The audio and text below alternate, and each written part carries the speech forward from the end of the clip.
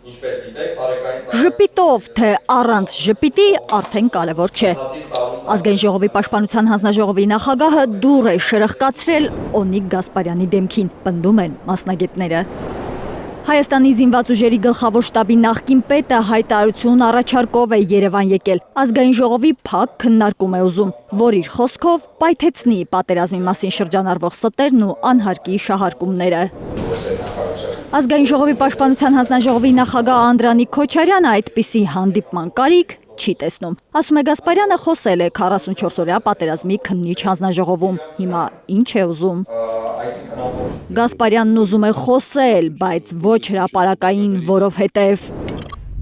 լրագրող հրատարակիչ Արամ Գաբրելյանովը գրել է 44-օրյա պատերազմի թեժ պահին Մոսկվայում 2 անգամ հանդիպել է Օնիկ Գասպարյանին։ Նրանից լսել, որ Նիկոլ Փաշինյանը սպառնալիքներով արգելել է բանակի լիարժեք ներգրավումը մարտական գործողություններին։ Ըստ Գաբրելյանովի, Գասպարյանն ասել է Փաշինյանն է արգելել դիմել ռուսներին։ Փաշինյանն է հրամայել դուրս բերել զորքը Քարինտակից, հանձնել Շուշին։ Ամեն ինչ եղել է ճիշտ այսպես։ Եթե ես ստում եմ, թող Օնիկը դուրս գա եւ ասի, որ ես ստում եմ։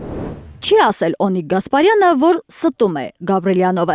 Այդ լռելը նոր հարցեր է առաջացնում, նկատում է մեդիա փորձագետը։ Օնիկ Գասպարյանի անձին, որևէ մեկը չի կպնում, որովհետև այդ մարդը ամեն դեպքում ճանապարհ է անցել, հենց այնպես չի դարել եւ օրինակ շատերս այդ թվում ես ողջունել ենք, որ ինքը դարավ գենշտաբի պետ։ Բայց ցավոք սրտի պատերազմական եւ հետպատերազմյան հատկապես իրողությունները որոշակի, այսպես ասենք, հարցադրումներ առաջացրեցին իր հանդեպ։ Տիգրան Քոչարյանի համար անհասկանալի է Օնիկ Գասպարյանի լռությունը, գեներալին չգեղեցկացնող լռություն է դա, ասում է մեդիա փորձագետը, նկատում, ինչ պայթեցումներ փակ նիստում։ Ինչ էլ որ ասի Օնիկ Գասպարյանը, պատերազմի զեկույցի նման հասարակությանը հասանելի չի լինելու։ Այնինչ զոհերի ու անհետ կորածների հարազատները 6 տարի է իրենց ցավոտ հարցերի պատասխաններին են սպասում։ Եթե ինքը անում է, ինքը փորձում է պարտակել Նիկոլ Փաշինյանի մեղքերը։ Ակնհայտ է, որ 44-օրյա պատերազմի օրերին թշնամին ճեղքել է հայկական կողմի պաշտպանությունը այն հատվածից, որի պատասխանատուն Հայաստանի իշխանությունն էր։ Այլ կերպ ասած, մարտական գործողությունների պատասխանատուն ԳՇՊետ Օնիկ Գասպարյանն էր։ Ռազմաքաղաքական որոշումների պատասխանատուն վարչապետ Նիկոլ Փաշինյանը, ավելացնում է Տիգրան Քոչարյանը։ Պետք է լրջորեն հասկանանք, թե Միթե ինքը մտածում է, որ Նիկոլը կգնահատի իր լավությունը, ընդ որում ես ասեմ, Նիկոլը իրեն ոչ մի հատ լավություն չի ներում, եւ դրա մասին կարող են Օնիկ Գասպարյանը պատմում Դավիթ Տոնյանը, չգիտեմ, Անդրանիկ Փիլոյանը։ Էլ ինչ պետք է կորցնենք, որ հրապարակային խոսի Օնիկ Գասպարյանը, հարցնում է մեդիա փորձագետը։ Մենք կորցրել ենք Արցախը,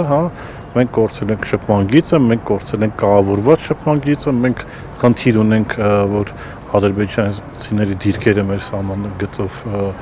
գերիշխող դիրքերում են, Տավուշում խնդիր մենք ունենք, հենց Օնիկ Գասպարյանի հարազատ Տավուշի պաշտպանական բնակություն խնդիրին առաջացել։ Այդ ինչ իրականության հետ է փորձում առերեսվել գեներալ Գասպարյանը, եթե այդ իրականությունը կա ու ցավոտ մեդիա փորձագետի հաջորդ հարցն է։ Արցախը չկա, 150,000 մարդ փախստական են եւ Տավուշում դիրքերը թույլատրած են պաշտպանական եւ ամբողջ Հայաստանի սահմանով ադրբեջանցիներ գերիշխող դիրքեր են։ Իրականությունս է։ զինվորականությունը Ընդհանրապես շատ հարցեր կան Օնիկ Գասպարյանին, որ 44 օրայից կարճ ժամանակ անց պահանջում էր Նիկոլ Փաշինյանի հրաժարականը։ Ինչի է Նիկոլ Փաշինյանին պահել այդ օրերին իր մոտ, հիմա բունկերում է պահել, թե այլ շենքում է պահել, բայց ամեն դեպքում պահել է։ Ինչու հրաժարականը պահանջում ես Նիկոլ Փաշինյանի եւ հրաժարականի հետևից չես գնում,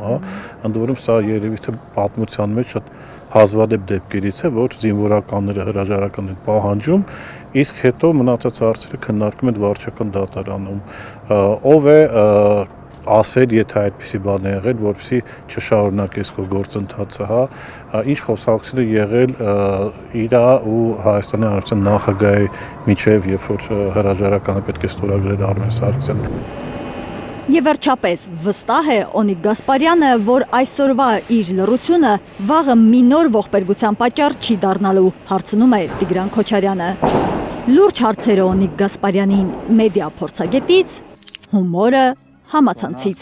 Ну говори же, говори։ Արփիս Քեսյան, Միլենա Պողոսյան, Անի Ղանդիլյան, Հայլուր։